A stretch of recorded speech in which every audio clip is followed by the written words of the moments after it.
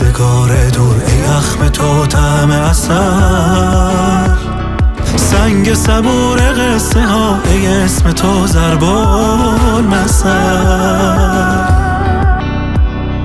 ای مکتب عشق جهان چشم و چراغ مدرسه، حساب عشق تو جدا از جمع و جبر و هندسه.